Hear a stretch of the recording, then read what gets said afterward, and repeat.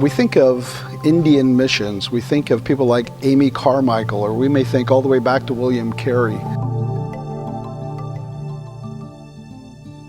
We have to remember that the Apostle Thomas, probably in the 60s AD, was in India planting the very first church there.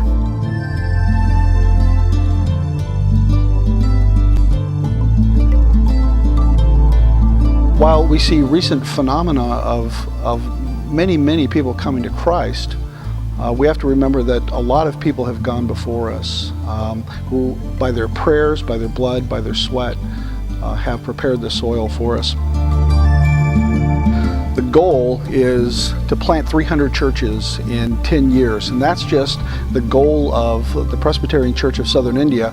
We also have another goal in the Bangalore area to plant another 300 to 500 churches. So the overall goal really is to see about 1,000 churches planted in South India over the next 10 years.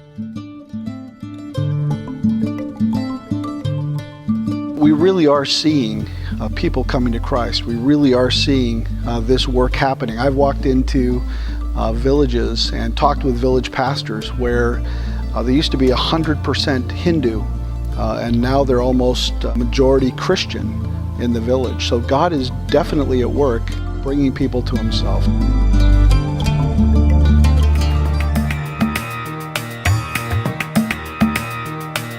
When we see people coming to Christ at this rate, and we expect to see 1,000 churches in 10 years, the question really is, how can we build strong churches? First, I think we have to acknowledge and recognize that it's not us who does the work. And we can work really hard, but we can't bring anyone into the kingdom. We have to recognize that it's first the work of God our Father who's drawing men to Himself. So we need to cooperate with that work in building those churches, and our cooperation comes in a number of different ways. First, theological training. We need to make sure that we have pastors and leaders in churches that are equipped and trained so they're strong churches. We have pastors and elders who are going there now and conducting seminars for future church planters. And that's work that needs to continue. That's work that we have to do to build a strong church.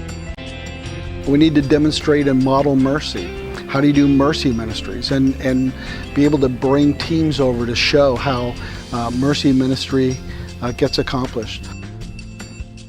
And we need to demonstrate and model how denominations work and how presbyteries work and how they go about their work.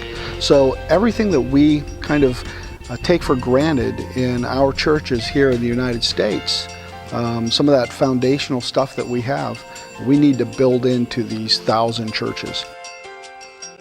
And I think by working together, we build a much stronger base of support here in the United States for the churches in India and Sri Lanka than we could do alone. Well, the India-Sri Lanka partnership had its beginning in January of 2009, had our very first meeting, and we had over 35 people attend. And since then, we've already had 8 churches sign on to the partnership and 2 agencies.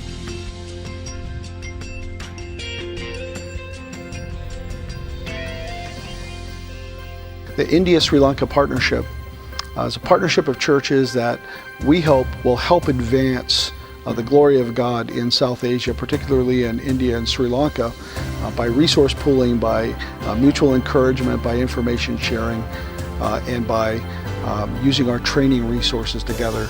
We build strong churches in the region. We can certainly do a lot more together than we could alone.